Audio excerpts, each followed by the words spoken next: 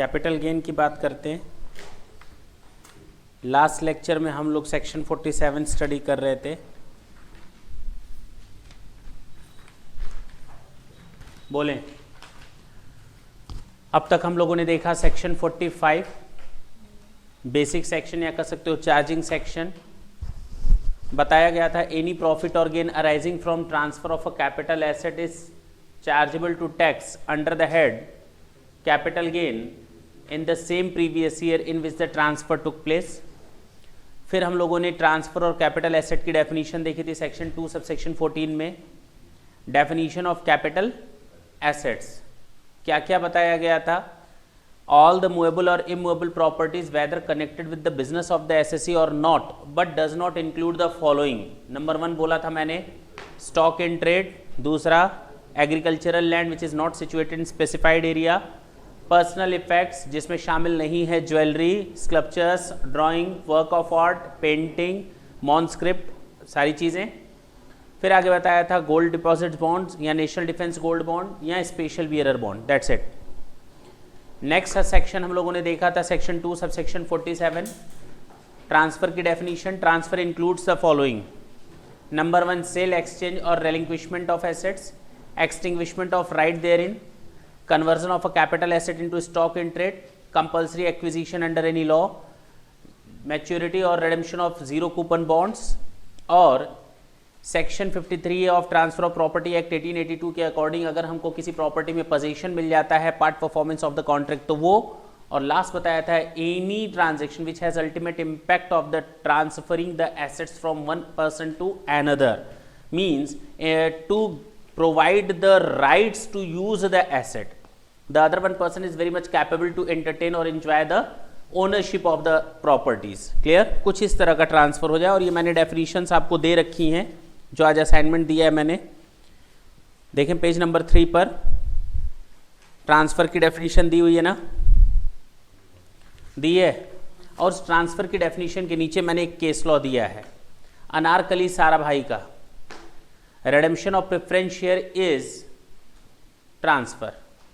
अगर हम कोई कंपनी है, क्या है, अगर हम एक्स लिमिटेड हैं और ये मिस्टर वाई है, इस मिस्टर वाई के पास प्रेफरेंस शेयर हैं किसके? एक्स लिमिटेड के। किसके? एक्स लिमिटेड के। और इन प्रेफरेंस शेयर को ये कंपनी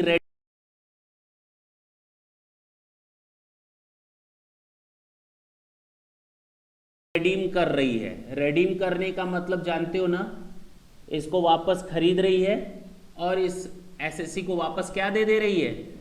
कैश दे दे रही है। तो ये देखो तो ओनरशिप ट्रांसफर हो गया या कह सकते हो एक्सटिंग्विशमेंट ऑफ राइट हो गया। राइट को छोड़ रहा है, नहीं हो गया? पक्की बात है ना। भले सेल नहीं है, भले एक्सचेंज नहीं है, लेकिन ये राइट को छोड़ रहा है। पक्की बात है। तो ये हमारा ट्रांसफर माना जाता है। इस पर भी हमारा कैपिटल गेन लगेगा किसके हैंड्स में? मिस्टर वाई, क्योंकि सेलर कौन है? Mister Y. सेल कौन कर रहा है? Mister Y. तो किसके हैंड्स में कैपिटल गेन टैक्स लगेगा? Mister Y. क्लियर? पक्की बात। तो अनारकली साराभाई का ये केस याद रहेगा।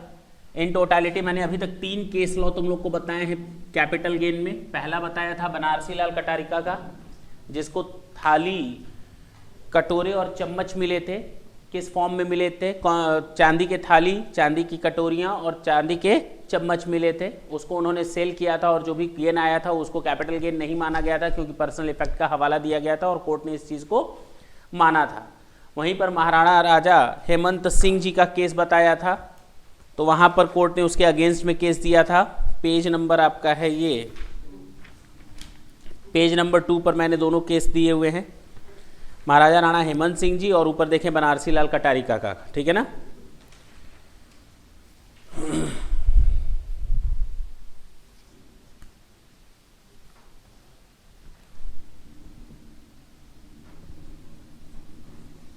क्लियर है? इसमें कोई डाउट अभी तक? चल, ज्वेलरी की मीनिंग मैंने बता दी थी। Agricultural land which is not situated in specified area, ये भी बता दिया था। हाँ या ना? चले कुछ एग्जाम्पल दिए मैंने पेज नंबर 3 पर। जरा उन एग्जाम्पल्स को एक बार देख लेते हैं क्या है। If any person has movable items in his business और प्रोफेशन, मैंने क्या कहा, चाहे वो एसेट्स हमारे बिजनेस से कनेक्टेड हो या ना हो, मूवेबल हो या इमूवेबल हो, वो हमारी कैपिटल एसेट्स होती हैं। बस जब भी बात आए कि सर क्या ये कैपिटल एसेट है, हाँ, इन 5 को छोड़ दो तो बाकी सारी चीजें क्या हैं, कैपिटल एसेट्स है।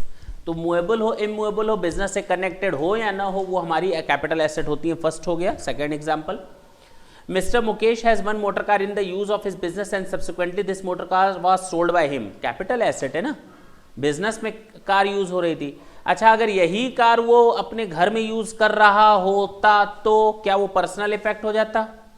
हाँ, ये पर्सनल इफेक्ट हो जाता। अगर किसी बंदे के पास मारुति कार है जो अपने घर के लिए यूज करता है तो पर्सनल इफेक्ट है, उसके ट्रांसफर पर कोई कैपिटल गेन अराइज नहीं होगा। अगर उसके पास स्टीम कार है, इनोवा है, ये सब क्या है, महंगी कार है ना, घर के लिए यूज करता है, तो क्या ये पर्सनल इफेक्ट है? और BMW यूज करो तो भी है। वैल्यू से क्या लेना देना, वैल्यू से क्या लेना देना, इनकम टैक्स से थोड़ी कहता है ये सस्ता है ये महंगा है, उससे इसके क्या लेना देना, मोल भाव थोड़ी करना है इनकम टैक्स वालों के साथ। तो अगर कोई भी कार हो, अगर हम पर्सनली उसको यूज कर रहे हैं, that is to be treated as personal effect.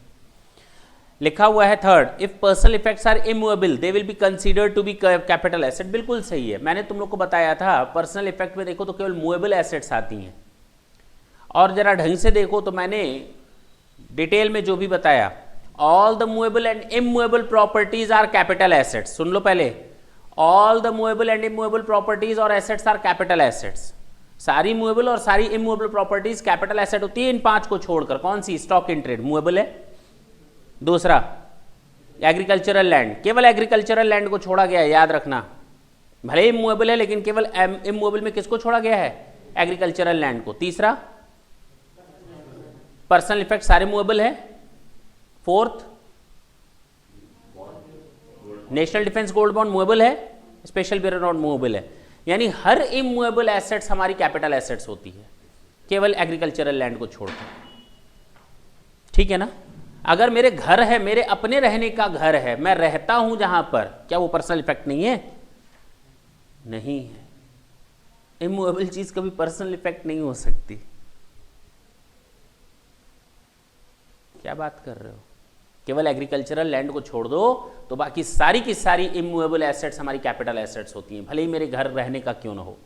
Immovable assets सारी की सारी हमारी कैपिटल एसेट्स होती हैं, चाहे मैं उसमें रहता ही क्यों ना हो। अब क्लियर है?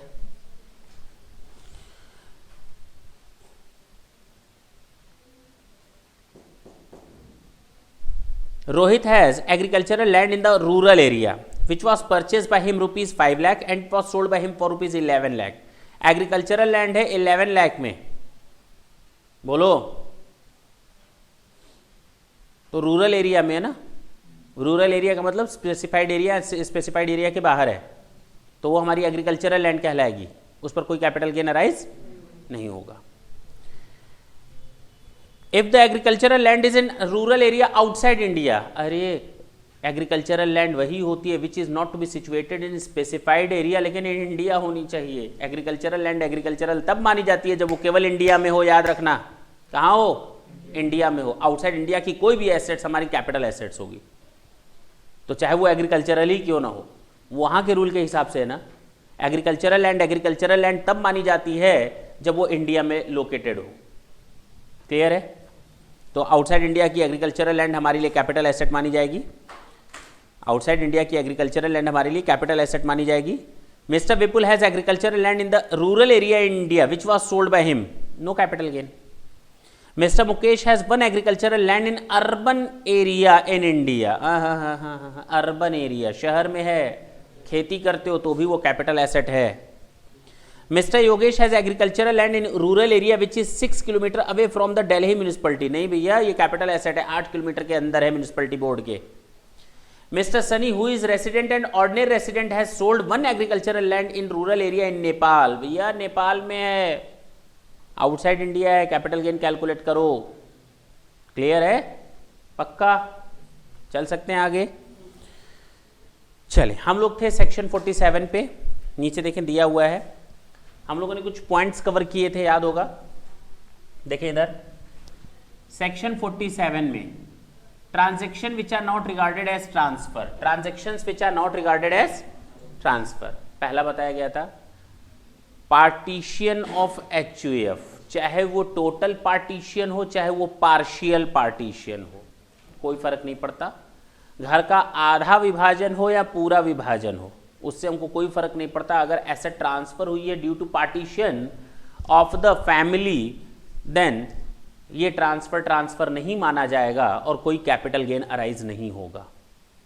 पार्टीशन ऑफ एचयूएफ के केस में अगर कोई एसेट ट्रांसफर होती है तो उसको हम कैपिटल गेन में नहीं लाते, क्योंकि वो ट्रांसफर नहीं माना जाता। पक्की बात है।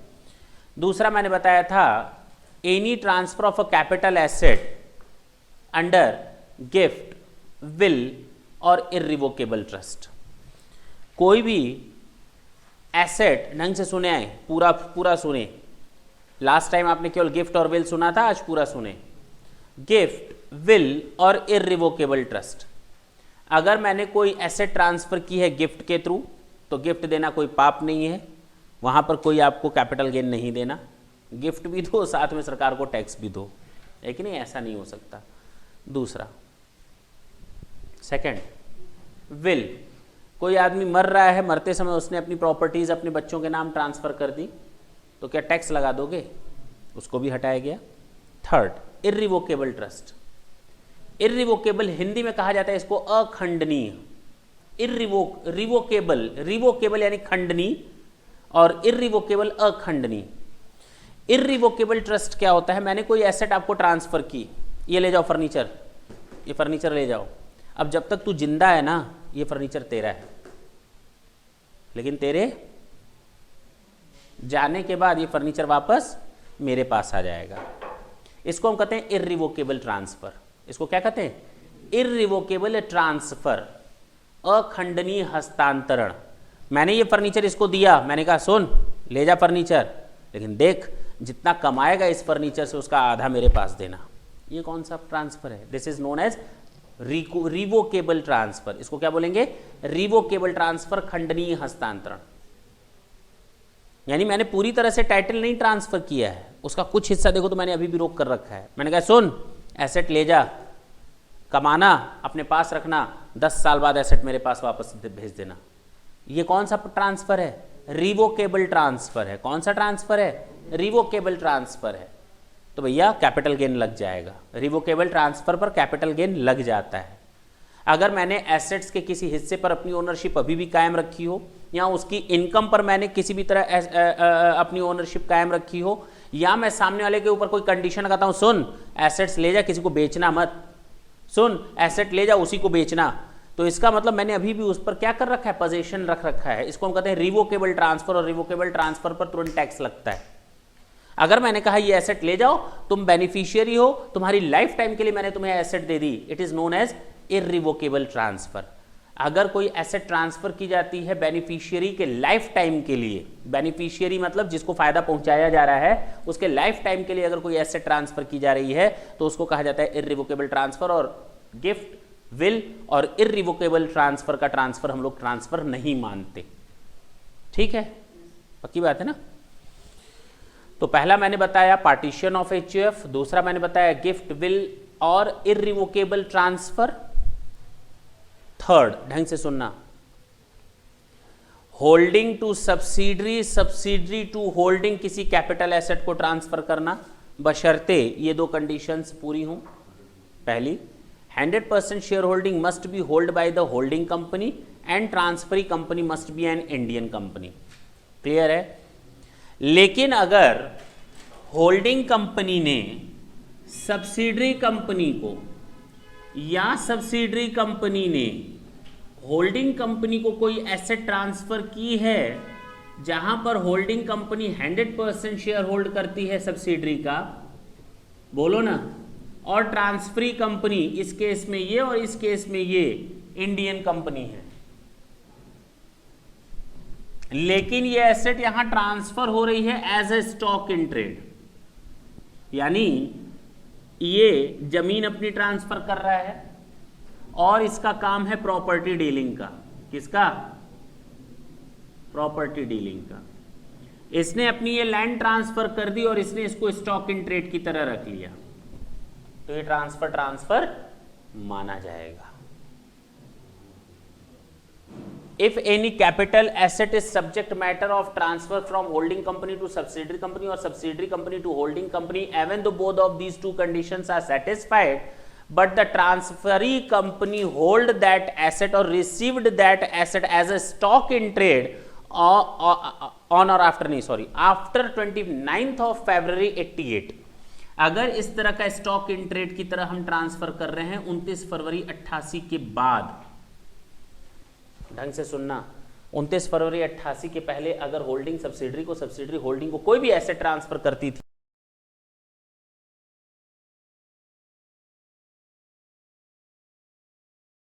अगर वो दोनों कंडीशन सेटिस्फाई हो रही है तो ट्रांसफर नहीं माना जाता था।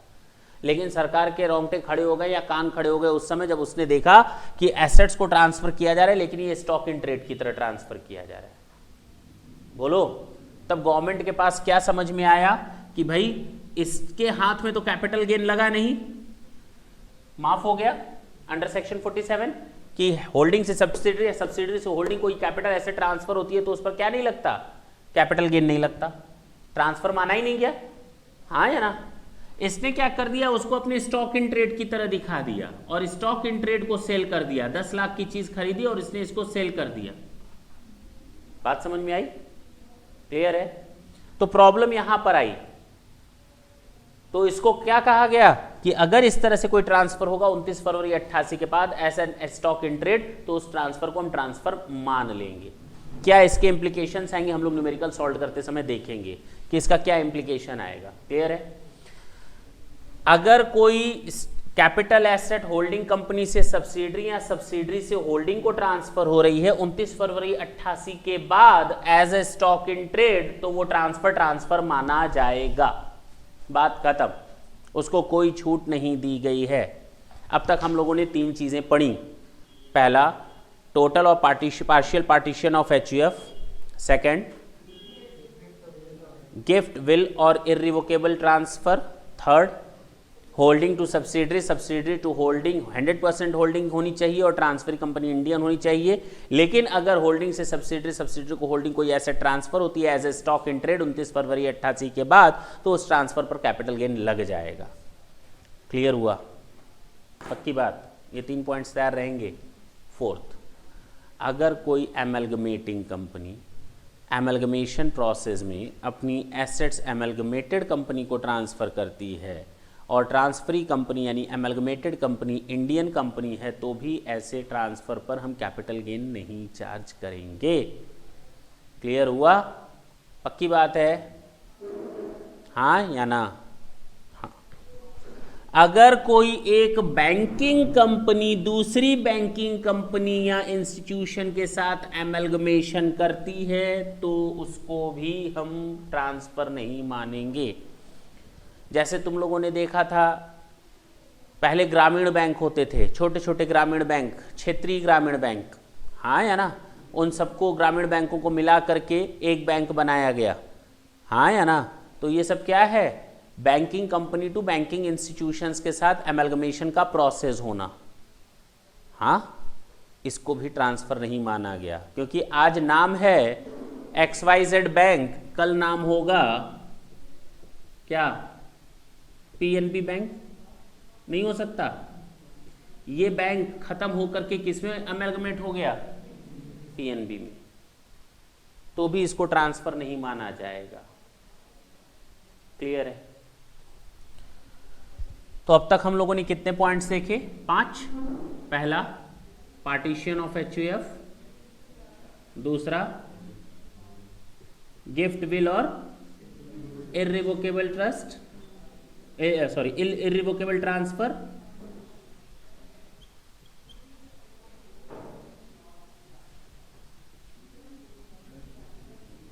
ट्रांसफर है, ट्रस्ट नहीं, ट्रांसफर है, सॉरी। गिफ्ट, विल और इररिवोकेबल ट्रांसफर। थर्ड है holding to subsidiary and subsidiary to holding company. Fourth मैंने बताया एमलगमेशन के केस में, बोलें। फिफ्थ मैंने बताया बैंकिंग कंपनी के एमलगमेशन में। अभी तक तो इतने ही पॉइंट बताए। नेक्स्ट देखें, सुन लें।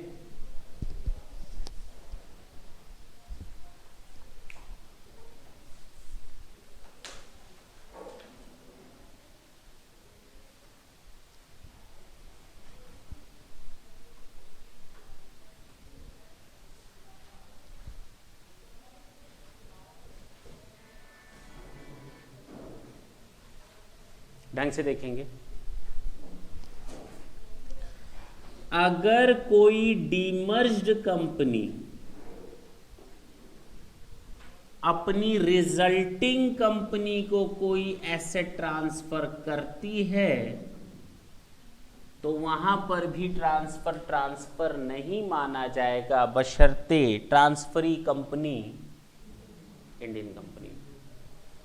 सर अब तक तो आपने बताया होल्डिंग टू सब्सिडरी, हमें समझ में आता है। होल्डिंग कंपनी वो कंपनी होती है जो कम से कम 51% शेयर दूसरी कंपनी पर रखे, लेकिन हम यहाँ उस होल्डिंग कंपनी की तो बात ही नहीं कर रहे। हम उस होल्डिंग कंपनी की बात कर रहे हैं, यहाँ पर माफ़ी दी गई, जो 100% शेयर होल्ड करती है सब्सिडरी कंपनी में, यानी सब्सिडरी कंपनी के सारे शेयर किसके कब्जे में है? होल्डिंग। हम उसकी बात कर रहे हैं फिलहाल। दूसरा, एमलगमेशन में भी सर समझ में आ गया कि दो कंपनियां थी, एक्स लिमिटेड और वाई लिमिटेड। दोनों कंपनियां खत्म हो करके एक नई कंपनी बना लिए, एक्स वाई लिमिटेड। क्या ये नई कंपनी है? क्या ये नई कंपनी हो गई? हाँ, बिल्कुल अलग नई कंपनी है। ये मत सोचना एक्स वाई यहां पर दिख रहा है, बिल्कुल अलग हो गया। क्या ये एक्स लिमिटेड है? ना। क्या ये वाई लिमिटेड है? ना। ये तीसरी कंपनी है, एक्स वाई लिमिटेड। यहां हो सकता है दोनों मिलकर कौन सी कंपनी बनाए? हो सकता है इसको हम एमलगमेशन कहते हैं। चलो, हो सकता है एक्स लिमिटेड खत्म हो करके सब मिल जाए किसमें? वाई लिमिटेड में। वाई लिमिटेड ने इसकी सारी एसेट्स और लायबिलिटीज को खरीद लिया। सर तो एमलगमेशन का मतलब आप पहले क्लियर कर लो। हम लोग एमलगमेशन की डेफिनेशन पढ़ेंगे सेक्शन 21B में, बाद में पढ़ेंगे, अभी उसके लिए पीछे भागने की जरूरत नहीं। फिलहाल हम एमलगमेशन की बात कर रहे हैं। डेफिनेशन देखा जाएगा अंडर सेक्शन 21B में। क्लियर है? हाँ या ना? चलो, ये भी बात समझ में आ गई कि इसको हम लोग एब्जॉर्प्शन कहते हैं। क्या बोलते हैं? ये एब्जॉर्प्शन का केस है, ये एमलगमेशन। लेकिन इनकम टैक्स में दोनों को एमलगमेशन ही माना गया है, और अकाउंटिंग में भी हम लोगों ने देखा था कि दोनों को एमलगमेशन ही माना जाता है। तो ये एमलगमेशन का प्रोसेस है। सर एमलगमेशन तक तो समझ में आ रहा है। What is the meaning of demerging and resulting company? दो को मिलते हुए देखा है, क्या इनको टूटते हुए भी देखा है? हो सकता है जेड लिमिटेड दो पार्ट में टूट जाए, उससे दो कंपनियां बन जाएं। जेड लिमिटेड से कितनी कंपनियां बने? दो कंपनियां। कौन सी? एक्स लिमिटेड और जेड लिमिटेड। ठीक है ना? पक्की बात है। मान लो जैसे हम कोर्स करवाते हैं सीए और सीएस का, एक ही नाम से चलता है। मैंने क्या कर दिया, सीए के लिए अपनी क्लासेस का नाम वही रखा जो रखा हुआ है, हाँ या ना? और हो सकता है कि सीएस के लिए मैंने एक अलग क्लासेस बना दिया, नितेश क्लासेस। हो सकता है ना? ये हमारी डिमर्ज टू रिजल्टिंग है। ये अकेले किनारे हो गया और ये रिजल्टिंग बन गया। तो यहां से एसेट्स निकल करके कुछ ना कुछ इसके पास तो जाएगा ना। इसको हम कहते हैं डिमर्ज टू रिजल्टिंग। मर्ज नहीं, मर्ज से डीमर्ज होना, टूटना। क्लियर हुआ? इसको हम कहेंगे रिजल्टिंग। नई कंपनी जो रिजल्टेंट आई है उसको हम कहेंगे रिजल्टेंट, और जो कंपनी टूट रही है उसको हम कहेंगे डीमर्ज कंपनी। चलो, अब क्लियर हुआ कंसेप्ट? तो अब तक हम लोग एमलगमेशन पढ़ रहे थे, तो एमलगमेशन के साथ साथ अब हम लोग डीमर्जर भी पढ़ेंगे।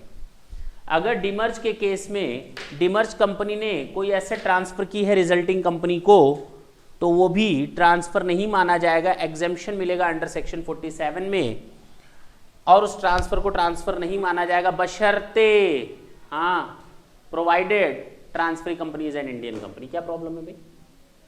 Provided transfer company is an Indian company. कुल मिलाकर अब तक कितने पॉइंट देखे? कोई डाउट हो तो बोलो। चलिए,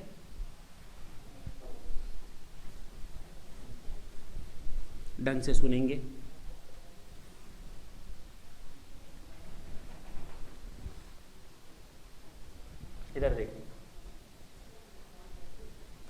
फॉरेन एमलगमेटिंग कंपनी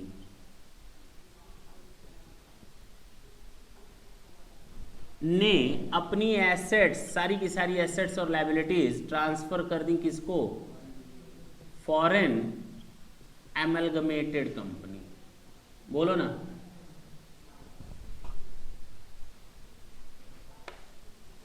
एक चाइचू कंपनी है, इसने फिंगशू के साथ क्या किया? एमलगमेशन कर लिया। ये कंपनी खत्म होकर के इधर चली गई। अब हमारे मनमोहन सिंह जी प्रधानमंत्री साहब दौड़ते हुए दाढ़ी हिलाते हुए पहुंचे कि हमको भी क्या चाहिए? टैक्स चाहिए। अरे काय का टैक्स? हिंदुस्तान से क्या लेना देना इसका भाई कि तुम टैक्स मांगने आ गए? कोई दे देगा? अरे वो चाइना गवर्नमेंट का मैटर है, हिंदुस्तान क्या करेगा उसमें? क्यों बोलो? कोई लेना देना है? हाँ, एक जगह लेना देना आ जाएगा। अगर इस कंपनी की बैलेंस शीट में, अगर इस एमलगमेटिंग कंपनी की बैलेंस शीट में एसेट साइड एक एसेट थी, जानते हो कौन सी asset? Shares in Indian company. नहीं हो सकता? मना कर दोगे चाइनीज कंपनी को इंडियन कंपनी में इन्वेस्ट करने से, या मना कर दोगे डिबेंचर्स लेने से? बोलो ना। यानी उस कंपनी ने इंडियन कंपनी में क्या कर रखा था? इन्वेस्ट कर रखा था। फिलहाल हम किसकी बात कर रहे हैं यहां पर? केवल शेयर्स की बात कर रहे हैं। अगर ये शेयर्स भी, अब जाहिर सी बात है सारी एसेट्स इसके पास, सारी लायबिलिटीज इसके पास, और ये इंडियन कंपनी के शेयर भी इसके पास, तो क्या मनमोहन सिंह जी का उचित नहीं था कहना कि आप हमें टैक्स दो? था हाँ, क्योंकि ट्रांसफर हो गया। अरे इंडियन कंपनी के शेयर्स ट्रांसफर हो रहे हैं, क्या बात कर रहे हो? हम ट्रांसफर कर रहे हैं तो वो पाप है, और वही फॉरेन कंपनी के लोग शेयर ट्रांसफर कर रहे हैं इंडियन कंपनी के, तो उनसे टैक्स नहीं लोगे? हम ट्रांसफर कर रहे हैं तो हमसे टैक्स लोगे? अरे सिटीजन बेसिस पर क्या, सिटीजनशिप बेसिस पर टैक्स लगता है क्या? हमने तुम लोग को पहले भी बताया है, रेजिडेंशियल स्टेटसशिप के हिसाब से टैक्स लगता है, कभी भी सिटीजनशिप बेसिस पर टैक्स नहीं लगता। फर्स्ट लेक्चर में ही बताया था। आप कहाँ के नागरिक हो, इससे कोई लेना देना नहीं। आपने अगर इंडियन रिसोर्सेज का यूज करके कुछ कमाया है, then you are required to pay the amount of tax at all. तो यहां पर आप इंडियन रिसोर्सेज का एक तरह से यूज कर रहे हो ना, तो आप टैक्स दो, बिल्कुल जेन्युइन बनता है। लेकिन कहा गया ना, अगर ये दो कंडीशन सेटिस्फाइड होंगी तो इसको माफ कर दिया जाएगा। कितनी? दो। If both of these two conditions are satisfied, then this transfer would not be treated as transfer. This transfer would not be regarded as transfer. In case of transfer of shares held by foreign amalgamating company is subject matter of transfer to foreign amalgamated company, then that particular transaction would not be regarded as transfer if both of these two conditions are satisfied or met. The first one condition, ढंग से सुनना, at least 25% shareholders are ready to become the shareholder of this one company. इसके कम से कम 25% share holder, इसके कम से कम 25% share holder यहां से निकल करके यहां पर शेयर होल्डर बनने को तैयार हो जाएं।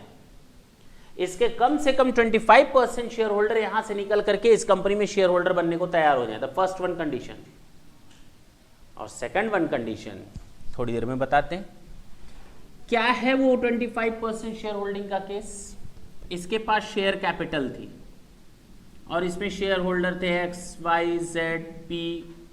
इसके पास 2% शेयर थे, इसके पास 1% शेयर है, इसके पास 30% शेयर है और इसके पास 67%। अगर अकेला ये यहां से उधर गया तो क्या ये ट्रांजैक्शन माफ होगा? पहली कंडीशन, कम से कम 25% शेयर होल्डर यहां से वहां जाने चाहिए तो ही इस पर छूट मिलेगी, माफी मिलेगी या नहीं? ये वहां जाने को तैयार हो गया है तो ऐसे ट्रांजैक्शन पर छूट मिल जाएगी या नहीं? मिल जाएगी। और अगर ये कहता है और ये मना करता है तो मिल जाएगी। वर्ड ढंग से पढ़ें, मैंने शेयर होल्डर वर्ड लिखा है, वैल्यू वर्ड नहीं लिखा। सुन लो इधर। और शेयर होल्डर का मतलब इंसान इंसानों से होता है। ये 4 इंसान थे और 4 का 25% कितना होता है? कोई एक, यानी इनमें से कोई एक बंदा भी वहां चला गया तो वो माफ हो जाएगा। एटलीस्ट 25%, अंडरलाइन कर ले शेयर होल्डर्स।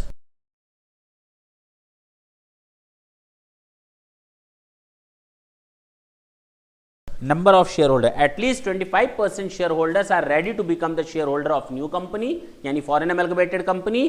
और दूसरी कंडीशन ढंग से सुनना, सुनो ना,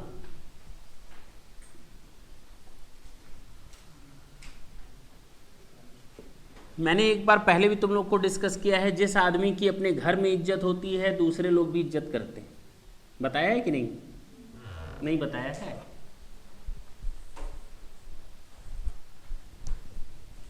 बताया है कि नहीं? अमित की बात करते हैं, आज इसी को मुर्गा बनाते हैं। बड़े खुश हो गए। हुआ क्या, अमित ने अपने दोस्त से कहा, आशुतोष से, कि आशुतोष चल घर चलते हैं, तेरे को कुछ खिलाते विलाते हैं।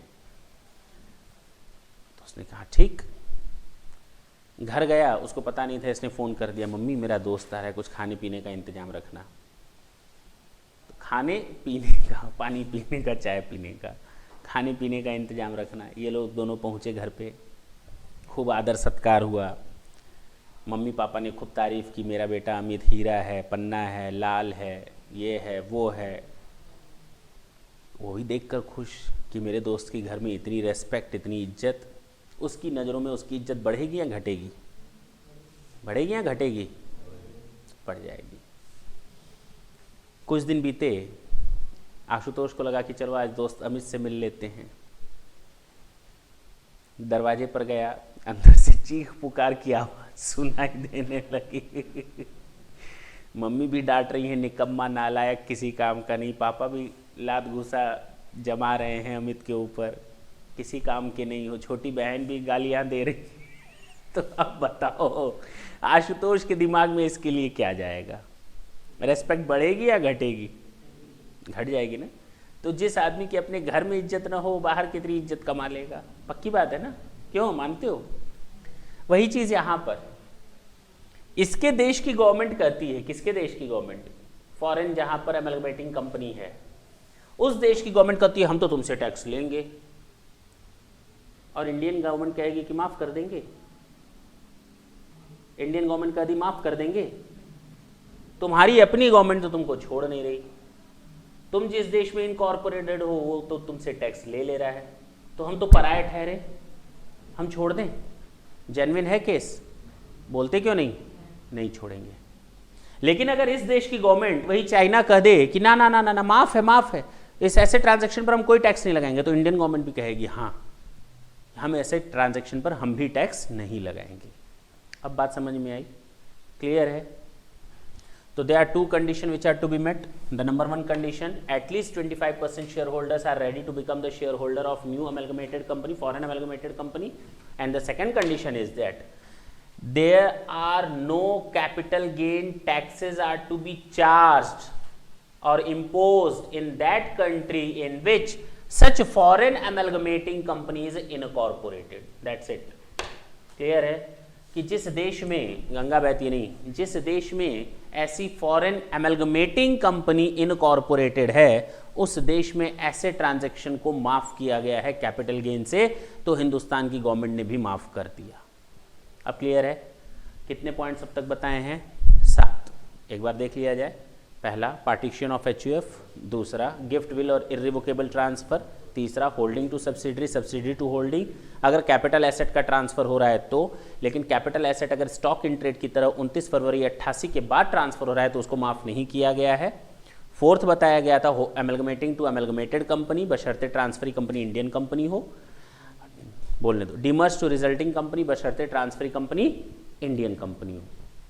बैंकिंग टू बैंक, बशर्ते नोटिफाइड हो, ऐसे ट्रांजैक्शन गवर्नमेंट द्वारा अप्रूव्ड हो।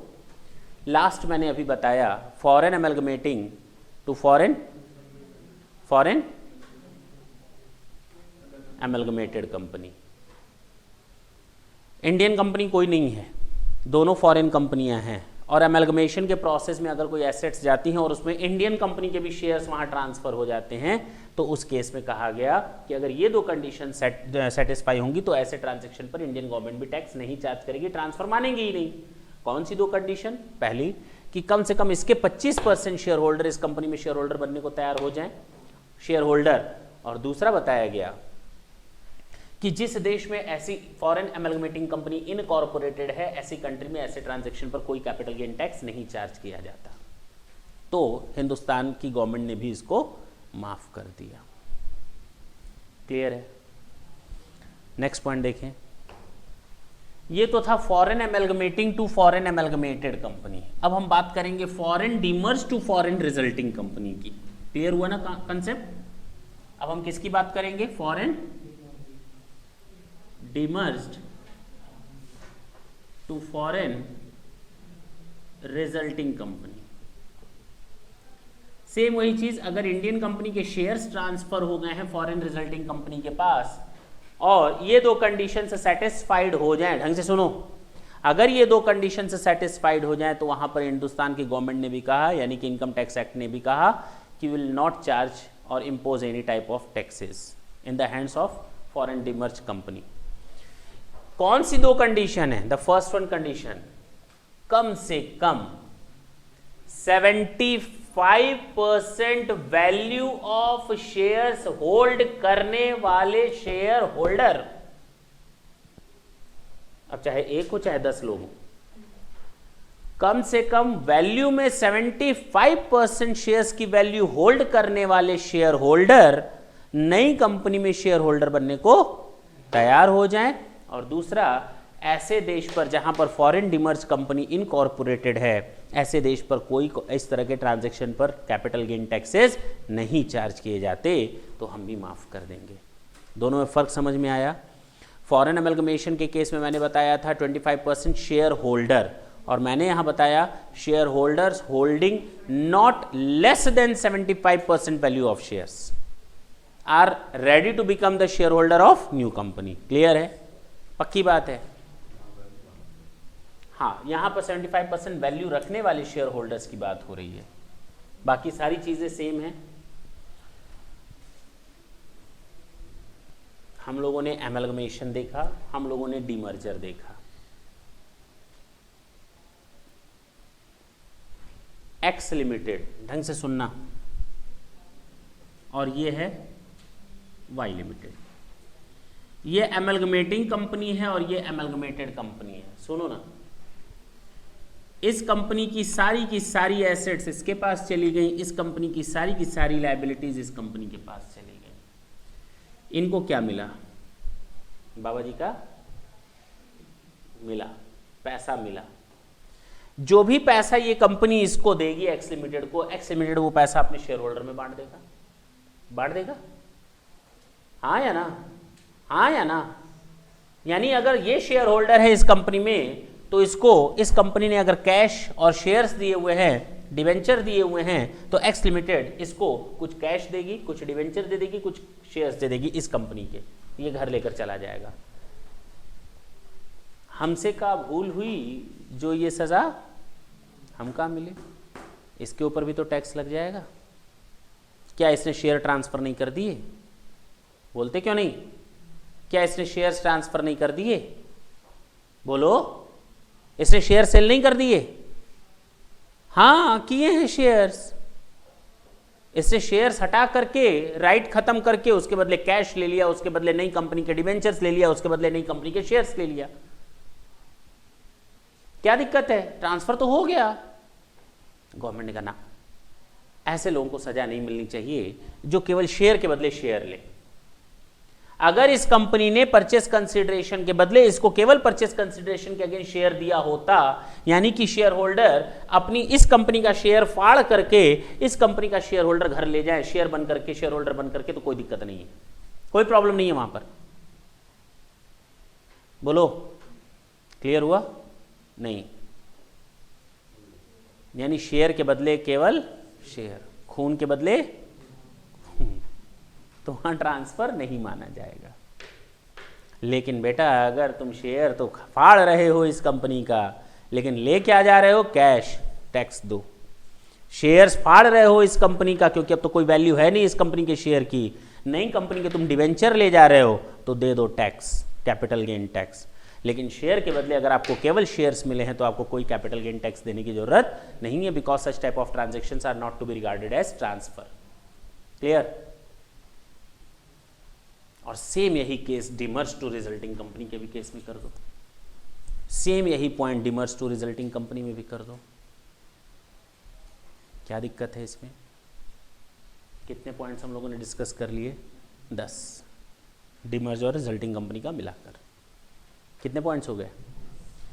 पहला केस मैंने बताया पार्टीशन ऑफ एचयूएफ, दूसरा मैंने बताया गिफ्ट, विल और इररिवोकेबल ट्रांसफर, थर्ड मैंने बताया holding to subsidiary, subsidiary to holding, fourth मैंने बताया amalgamating to amalgamated company, fifth मैंने बताया demerge to resulting company, foreign amalgamating to foreign amalgamated company, foreign demerge to foreign resulting company, banking to bank company, shareholder के case में बताया, demerge to resulting company के case में और amalgamating to amalgamated company के case में, बशर्ते क्या, शेयर्स के बदले शेयर्स। जरा ये 10 पॉइंट हम लोग इसमें से डिस्कस करते हैं, ठीक है ना? पेज नंबर 3 पर देखें, transactions not to be regarded as transfer दिया हुआ है कि नहीं? First point, any distribution of capital asset on the total और partial partition of HUF, clear? Any transfer of a capital asset under gift, will और irrevocable trust नहीं है वो, सॉरी उसको ट्रांसफर लिख दें, मेरे मुंह से हमेशा बार बार ट्रस्ट निकल जा रहा है, इररिवोकेबल ट्रांसफर है, सॉरी, ठीक है? लेकिन आगे देखें एक उस पर कंडीशन दी हुई है, उसको हम छोड़ चुके हैं, छोड़ देते हैं अभी भी, बाद में डिस्कस करेंगे। Any transfer of a capital asset by a company to its subsidiary company if the holding company holds 100% shares, हाँ या ना? And the subsidiary company is an Indian company, the above exemption will not apply if a capital asset is transferred as stock in trade after 29th February 1988. Any transfer of a capital asset by a subsidiary to its holding company, 100% share holding होनी चाहिए holding company के पास, और holding company Indian company होनी चाहिए, लेकिन 29 फरवरी 88 के बाद अगर कोई ट्रांसफर किया जाता है स्टॉक इन ट्रेड तो वहां पर ये एप्लीकेबल नहीं होगा, ये भी बता दिया। Any transfer in scheme of amalgamation of a capital asset by the amalgamating company to the amalgamated company if the transferee company is an Indian company. Any transfer in a demerger of a capital asset by the demerged to resulting company if the transferee company is an Indian company. Any transfer of shares in the amalgamating company by a shareholder in a scheme of amalgamation, हाँ या ना? The transfer is made in consideration of the allotment to him of shares in the amalgamated company. That's it. Share के बदले share. आगे जो word लिखा है उसको अंडरलाइन कर ले, except where the shareholder itself is the amalgamated company. अब जरा मैं बात करूं इस लाइन का क्या मतलब निकलता है, except where the shareholder is itself amalgamated company। क्यों बात करें ना इसकी?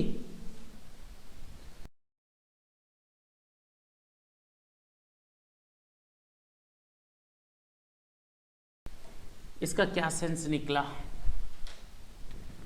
ये एक्स लिमिटेड है जो कंपनी खत्म हो रही है, और ये वाई लिमिटेड है जो बन रही है। इस कंपनी के पास एक्स लिमिटेड के 60% शेयर्स ऑलरेडी हैं। कितने परसेंट?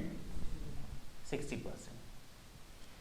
अब ये कंपनी एमलगमेट होकर सारी एसेट्स अपनी इधर ट्रांसफर कर दी, सारी लायबिलिटीज इसने इधर ट्रांसफर कर दी। इसके जो शेयर्स हैं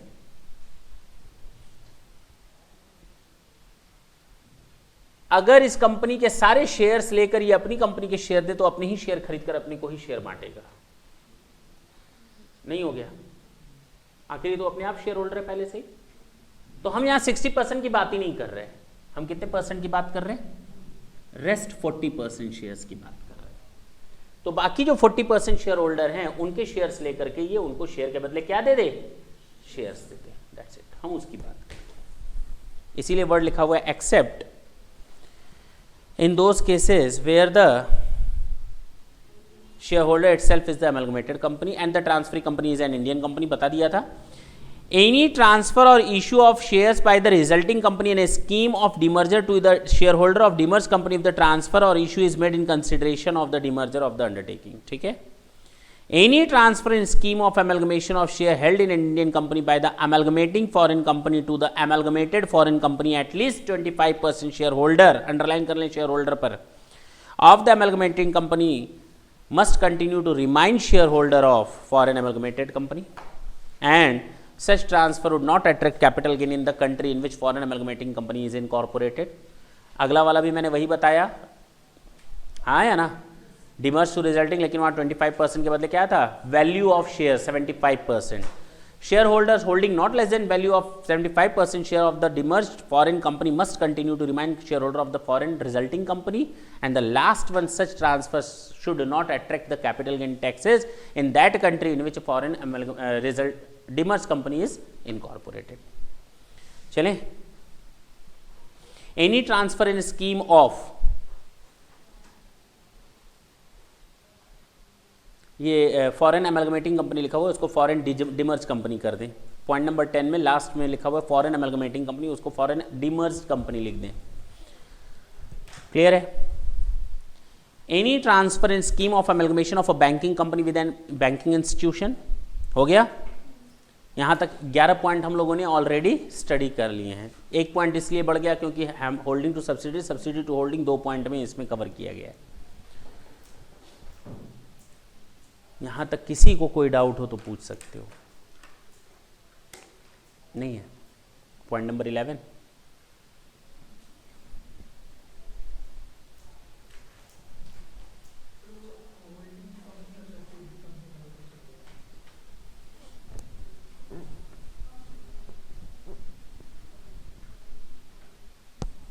पॉइंट नंबर 11 देख,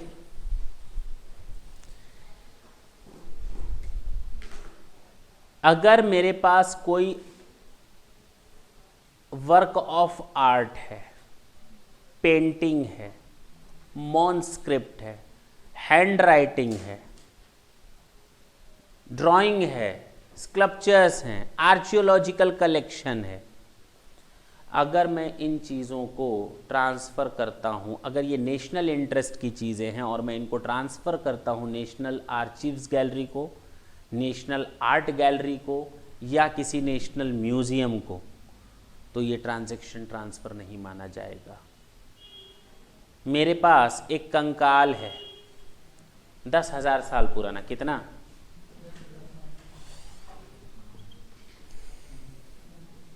ठीक है ना? मैंने इस कंकाल को नेशनल म्यूजियम को ट्रांसफर कर दिया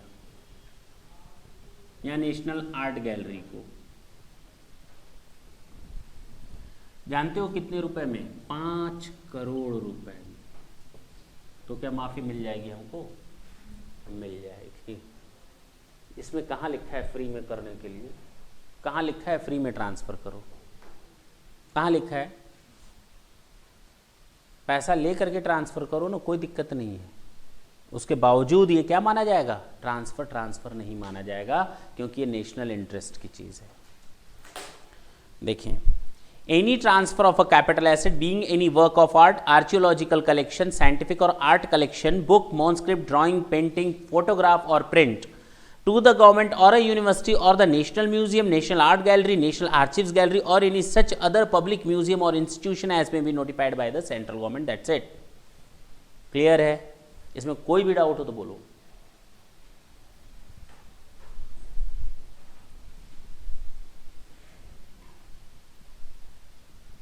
पॉइंट नंबर 12 इसके हिसाब से 13.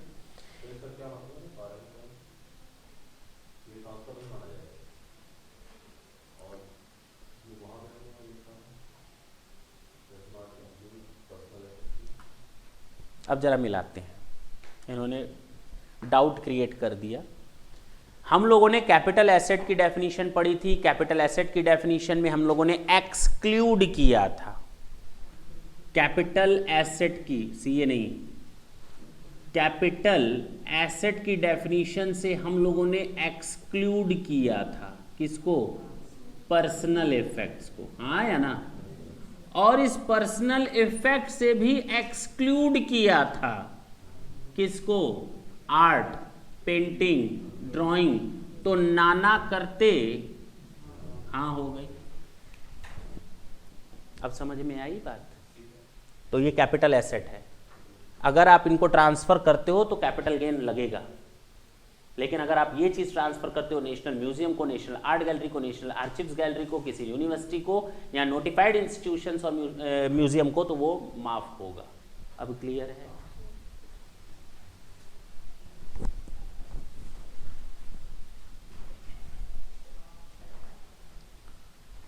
नेक्स्ट देखें, any transfer by way of conversion of bonds और डिवेंचर्स और डिवेंचर स्टॉक्स और deposit certificate of a company into the shares और debentures of the same company. अगर मेरे पास कोई डिवेंचर है, बॉन्ड है या डिपॉजिट सर्टिफिकेट है, डिवेंचर है, बॉन्ड है, डिवेंचर स्टॉक है या डिपॉजिट सर्टिफिकेट है, किसका है? एक्स लिमिटेड का है। मेरे पास जो बॉन्ड है किसका है? एक्स लिमिटेड का है। इस कंपनी ने कहा मुझे मेरा बॉन्ड वापस करो और मुझसे तुम शेयर्स ले लो, तो ये ट्रांसफर नहीं माना जाएगा। इस कंपनी ने कहा मुझे मेरा डिवेंचर दो और शेयर्स ले लो, बोलो। इस कंपनी ने कहा मुझे मेरा डिपॉजिट सर्टिफिकेट दो और क्या ले लो? शेयर्स ले लो। लेकिन अगर ये कंपनी कहती है कि ये मेरा डिपॉजिट सर्टिफिकेट दो और मुझसे तुम डिवेंचर ले लो, तो भी माफ है, तो भी माफ है। शेयर्स और debenture of the same company, आपसे कुछ भी लिया गया, बॉन्ड, डिवेंचर, डिपॉजिट सर्टिफिकेट या डिवेंचर स्टॉक, और आपको उसी कंपनी का शेयर्स या डिवेंचर दिया गया है, तो भी माफ है, उसी कंपनी का। कोई दिक्कत है क्या? बोलते क्यों नहीं? क्लियर?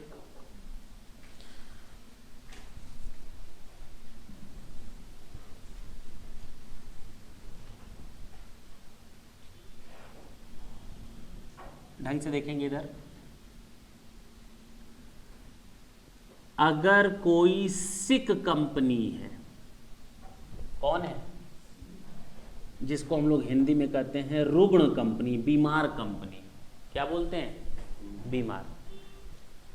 और ये बीमार जानते हो कौन सी कंपनी होती है? जिसको सिक इंडस्ट्रियल कंपनीज एक्ट 1985 रेफर कर दे बीमारी के लिए कि आप बीमार हो। कौन बोलता है आप बीमार हो? कंपनी को कौन बोलेगा? हम लोग को तो डॉक्टर बोलेगा, लेकिन कंपनियों को कौन बोलेगा बीमार हो? सिक इंडस्ट्रियल कंपनीज एक्ट 1985 बोलता है आप बीमार हो। ठीक,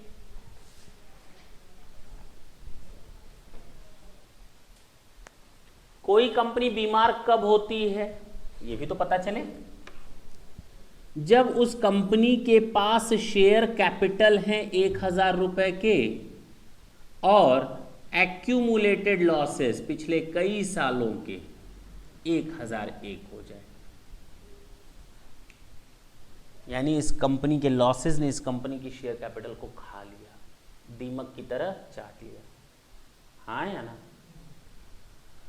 ये कंपनी तब तक बीमार रहेगी जब इसकी शेयर कैपिटल से इसके एक्यूमुलेटेड लॉसेस अधिक होंगे, लेकिन ये कंपनी स्वस्थ हो जाएगी उस साल जिस साल वापस हम अपनी कैपिटल को रेज करना स्टार्ट कर दिए। तो अगर बीमार वाले साल से 10 जनवरी 2004 को कंपनी बीमार हो गई थी और ये बीमारी उसकी चली थी आजादी के दिन तक 2012 तक, तो कहा गया इस प्रीवियस ईयर से 2003-4 प्रीवियस ईयर से, बोलो ना, कब तक? 2012-13 प्रीवियस ईयर तक अगर ये बीमार कंपनी अपनी किसी जमीन को ट्रांसफर करती है, केवल लैंड को ट्रांसफर करती है, याद रखना किसकी बात कर रहे हैं हम, केवल जमीन की बात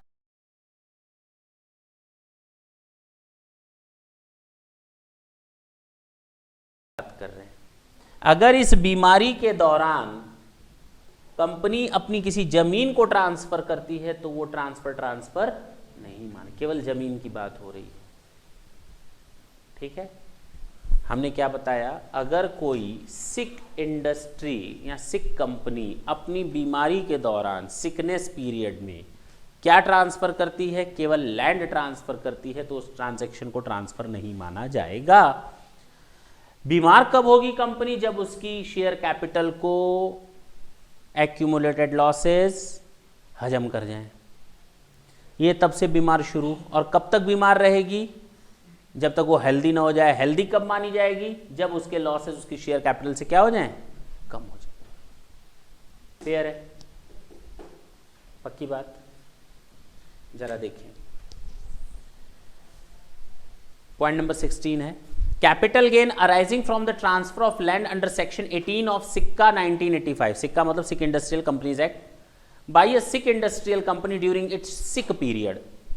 Such transfer is made in the period commencing from the previous year. इधर देखें, commencing from the previous year in which the said company has become sick and ending with the previous year, ये वाला, in which the entire net worth of such company becomes equal to or exceeds the accumulated losses. यानी ये exact अगर 1000 भी हो जाएगा ना तो भी ये एंड हो जाएगा, मतलब हेल्दी हो गई कंपनी। जहां 1001 से हुआ तो समझ लो वहां कंपनी बीमार है। ठीक है ना, कोई दिक्कत है इसमें, पक्का सोच लो। नेक्स्ट पॉइंट देखते हैं, एनी ट्रांसफर, उसके जस्ट ऊपर वाला, of urban agricultural land in India before 1 मार्च 70। अगर आपके पास पहले कोई एग्रीकल्चरल लैंड थी ना, पहले ऐसे बोला जाता था एग्रीकल्चरल लैंड माफ है, जब हम लोग पैदा नहीं हुए थे तो बोला जाता था एग्रीकल्चरल लैंड के ट्रांसफर नहीं माना जाता। लेकिन बाद में कहा गया ना ना ना ना, जमीनों को 2 पार्ट में बांटो, एक रूरल और एक अर्बन। अर्बन मतलब जो एग्रीकल्चरल लैंड ना हो, है एग्रीकल्चर के यूज़ में लेकिन है शहर में, तो उस पर टैक्स लगना बनता है, तो उसको लाया गया। माफ़ है, कब तक माफ़ है, 1 मार्च 1970 तक अगर आपने कोई शहर की ज़मीन को ट्रांसफ़र किया है तो वो भी माफ़ है। लेकिन बेटा अगर उसके बाद अगर ट्रांसफ़र किया है तो वो टैक्सेबल है। अर्बन, अंडरलाइन कर लो अर्बन और लिख लो शहरी। क्लियर हुआ, हाँ या ना।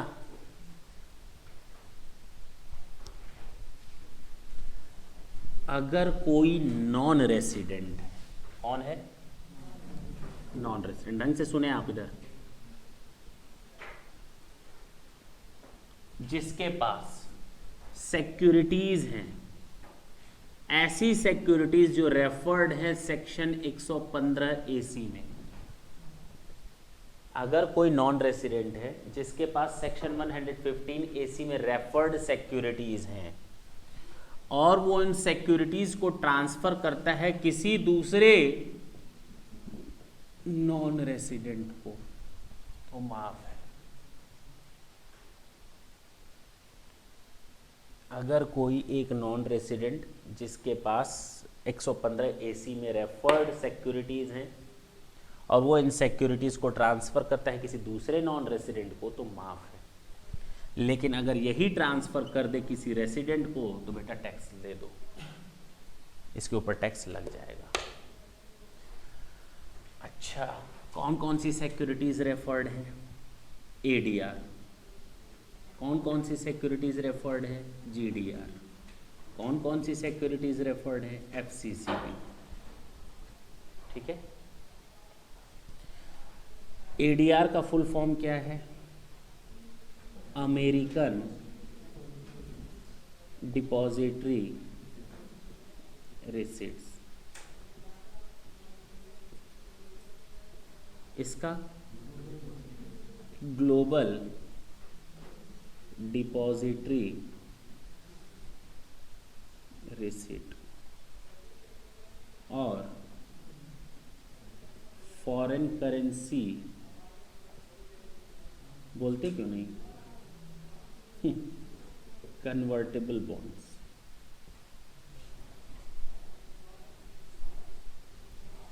एफएम में एक टॉपिक आता है एग्जाम में, हर तीसरे थर्ड और फोर्थ एग्जाम में आता है, एडीआर जीडीआर या एफसीसी पर शॉर्ट नोट लिखने के लिए आता है। किसमें? एफएम में। सुन लो। तो अब हम जो टॉपिक कवर करने जा रहे हैं किसका? एफएम का। या तो कहो यही स्टॉप कर दें, या तो टॉपिक पूरा बताएं, बता दें। ये तीन चीज़ें क्या होती हैं? एडीआर, जीडीआर और एफसीसीबी। एक को कहा जाता है अमेरिकन डिपॉजिटरी रिसिट, एक को कहा जाता है ग्लोबल डिपॉजिटरी रिसिट, और एक को कहा जाता है फॉरेन करेंसी कन्वर्टेबल बॉन्ड। लिखने पर पूरा ध्यान रहता है, भगवान करे यही ध्यान रहे एग्जाम में भी, लेकिन समझ में आएगा तभी नहीं लिखोगे। देखें ना, लिखना इतना इंपॉर्टेंट नहीं होता, मैं बार बार बोलता हूँ, समझना ज़्यादा इंपॉर्टेंट है। यहाँ लिखो ना, घर पे जाकर प्रैक्टिस करना सब लोग, क्या दिक्कत है? क्यों? लिख लो। नहीं लिख लो, नहीं लिख लो। एडीआर को कहा जाता है अमेरिकन डिपॉजिटरी रिसिट। ये दोनों चीजें, जीडीआर और एडीआर, शेयर्स के अगेंस्ट होते हैं, और ये डिवेंचर एंड बॉन्ड्स के अगेंस्ट होते हैं। अगर कोई एक्स लिमिटेड है, इंडिया की कंपनी, उसको अगर शेयर से पैसा चाहिए तो वो इंडिया में क्या इशू करेगी? लेकिन अगर उसको पैसा डॉलर में चाहिए, किस में चाहिए? यूरो में चाहिए, येन में चाहिए, पौंड में चाहिए, तो उसके लिए उसको ये शेयर आउटसाइड इंडिया इश्यू करने पड़ेंगे। किस नाम से? एडीआर और जीडीआर के नाम से। इंडिया में इश्यू करोगे तो क्या नाम होगा? और वही चीज अगर आउटसाइड इंडिया इश्यू करोगे तो क्या नाम मिलेगा? ADR GDR. यहां का एक शेयर और यहां का एक एडीआर, यहां का एक शेयर और यहां का 2 एडीआर हो सकता है। एक शेयर 4 एडीआर के बराबर हो सकता है। यहां कह सकते हो एक एडीआर 4 शेयरों के बराबर हो सकता है, ठीक है ना? ग्रुप करके ट्रांसफर कर सकते हो वहां पे। तो पहली चीज तो ये समझ लो कि शेयर्स के थ्रू पैसा चाहिए, लेकिन फॉरेन करेंसी में चाहिए, तो आउटसाइड इंडिया शेयर इशू करना पड़ेगा। और जब शेयर आउटसाइड इंडिया इशू होगा तो उसको हम एडीआर या जीडीआर का नाम देंगे। जरूरी नहीं कि 1 to 1 का कोरिलेशन हो, हाँ या ना? एक शेयर 2 एडीआर, एक शेयर 1 एडीआर हो सकता है, कोई दिक्कत नहीं। इसी तरह जीडीआर भी हो सकता है। अमेरिका में अगर इश्यू करना है तो उसको हम अमेरिकन डिपॉजिटरी रिसिट बोलते हैं। अदर देन अमेरिका इश्यू करना है तो उसको हम जीडीआर बोलते हैं, ग्लोबल डिपॉजिटरी रिसिट बोलते हैं। ऐसा रूल इसलिए आया क्योंकि अमेरिका नहीं चाहता कि उसके जो स्मॉल इन्वेस्टर्स हैं वो किसी प्रॉब्लम में फंसे। उसने केवल लार्ज इंस्टीट्यूशनल बायर या क्वालिफाइड इंस्टीट्यूशनल बायर्स वगैरह को ही राइट दे रखा है। जो बड़े प्लेयर्स होते हैं, बस इतना समझ लो, जो बड़े प्लेयर्स हैं उन्हीं को ही केवल इन्वेस्ट करने के लिए बोला है एडीआर जीडीआर में। तो जब हम अमेरिका में जाकर इशू करते हैं तो उसको हम बोलते हैं एडीआर, और अदर देन अमेरिका जब बोलते हैं तो उसको हम कहते हैं जीडीआर। और यही जब हमें पैसा डिवेंचर से इंडिया में पैसा लेना होता है रुपीज में, तो हम उसको कहते हैं डिवेंचर या बॉन्ड्स। लेकिन वही डिवेंचर या बॉन्ड्स का पैसा जब हमें आउटसाइड इंडिया से लेना होता है तो उसको हम कहते हैं FCCB, foreign currency convertible bond. पहली चीज तो ये सुन लो कि एडीआर और GDR not the share holders, they are not to be treated as at par with the share holder, they are not the normal share holder, they don't have any right to participate in the meetings of the company, they cannot cast their vote in favor or in against. Clear? But yes, they can convert their ADR into share, they can convert their GDR into share. Once they convert, they don't have any right to reconvert again them into the ADR or GDR. First. Second, once they will convert in shares, they'll start to get the amount of dividend on those shares. Clear है? उनको हम Indian currency में ही फिर dividend देने लगेंगे। और एक बार अगर कन्वर्जन एडीआर से शेयर या जीडीआर से शेयर में हो गया तो वापस चाह करके भी हम इनको दोबारा एडीआर और जीडीआर में कन्वर्जन नहीं दे सकते। एफसीसीबी नाम ही है, foreign currency convertible bond. if they just want to convert their FCCB into the इतनी मार खाओगे, into the shares of the company. Clear है? अगर ये कन्वर्ट करना चाहें तो कंपनी के शेयर्स में कन्वर्ट करवा सकते हैं. कन्वर्जन हमेशा शेयर्स में होता है. ठीक. अब तक इनको इंटरेस्ट मिलता था किस करेंसी में? इंडियन करेंसी में नहीं, फॉरेन करेंसी में, जिस करेंसी में इन लोगों ने इन्वेस्ट किया था. लेकिन अब अगर ये शेयर्स में कन्वर्ट हो गए तो बेटा चाह करके भी तुम दोबारा एफसीसी में कन्वर्ट नहीं हो सकते. ये इनको ऑप्शन दिया जाता है कन्वर्जन का. तो सबसे बड़ी दुविधा कंपनी के सामने ये होती है कि कंपनी कभी भी अपना कैपिटल स्ट्रक्चर प्लान नहीं कर सकती. क्या नहीं कर सकती? उसको ये नहीं मालूम होता कि कितने एफसीसीबी किस में कन्वर्ट होंगे? शेयर्स में. जब मालूम ही नहीं है, ये तो उनके राइट के ऊपर है, तो कंपनी अपनी कभी भी कैपिटल स्ट्रक्चर को प्लान नहीं कर सकती. क्लियर है? पक्की बात है. तो ये स्टोरी थी किसकी? एडीआर, जीडीआर और एफसीसीबी की. तो अगर कोई नॉन रेसिडेंट जिसके पास ये हैं, अब यहां पर मेन इंटेंशन क्या था इंडियन कंपनी का? To arrange the funds, to make the arrangement of funds in which currency? In foreign currency. अब यहां पर इंडियन कंपनी का ये मकसद था एडीआर, जीडीआर और एफसीसीबी के थ्रू हम फॉरेन करेंसी को निकालें. तो जब ये पर्पस अभी भी फुलफिल हो रहा है तो दिक्कत क्या है? Non resident to non resident share transfer हुए हैं, एडीआर, जीडीआर या एफसीसीबी ट्रांसफर. तो प्रॉब्लम कितने है? हमारा तो रुपया नहीं ना आया, हमारे पास तो वही फॉरेन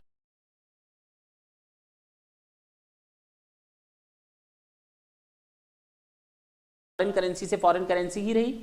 लेकिन अगर इस नॉन रेसिडेंट ने रेसिडेंट को ट्रांसफर कर दिया तो इसका मतलब ये कि हम डिफीट कर गए. मेरा जो मेन ऑब्जेक्ट था वो पूरा नहीं हो पाया. क्यों? तो वहां पर टैक्स लगा दिया गया. जरा देखते हैं कैसे.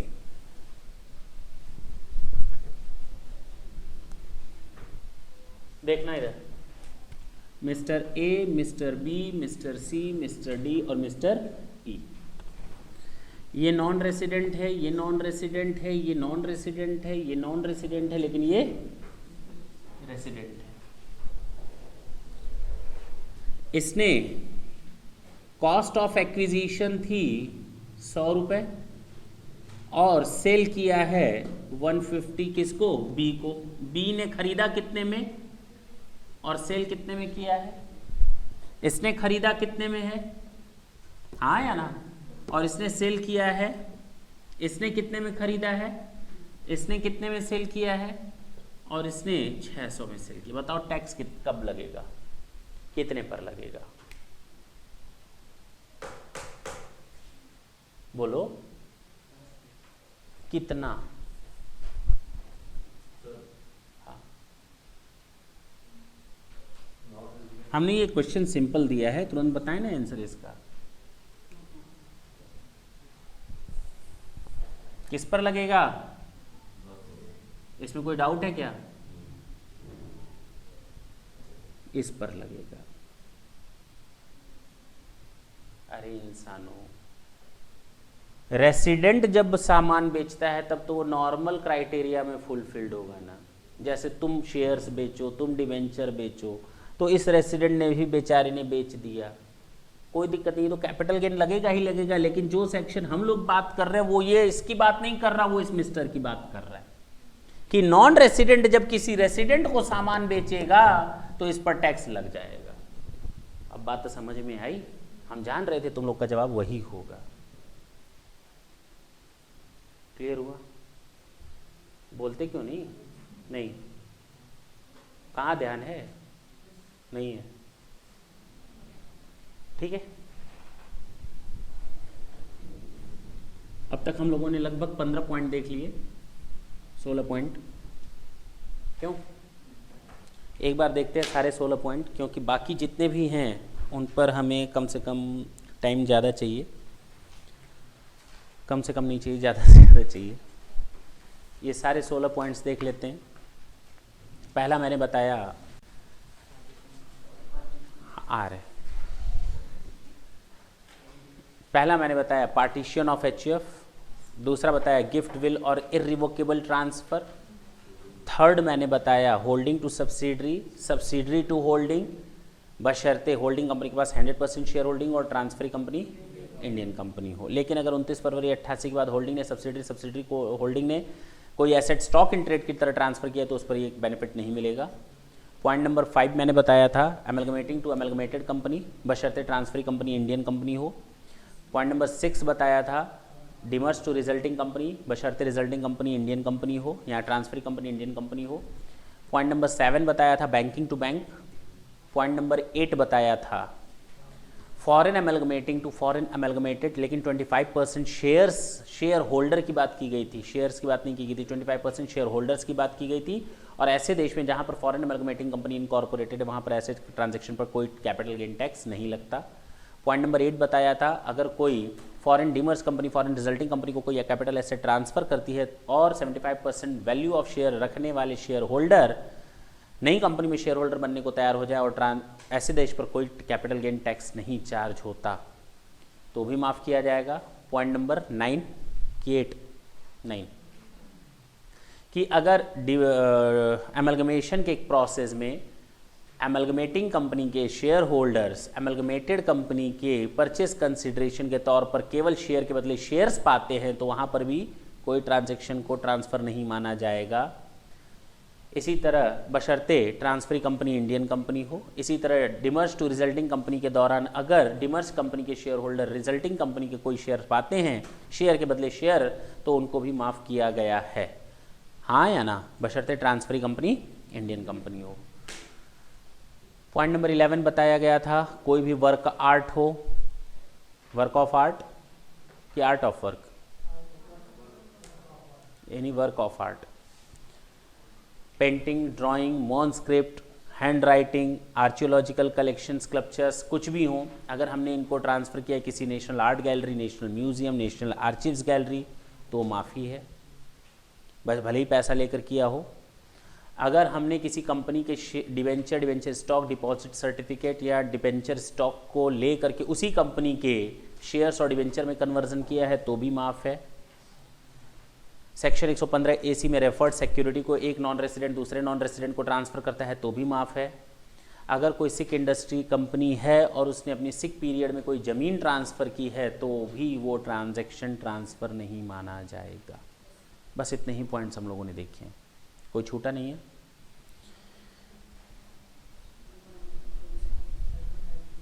ठीक है, हो गया।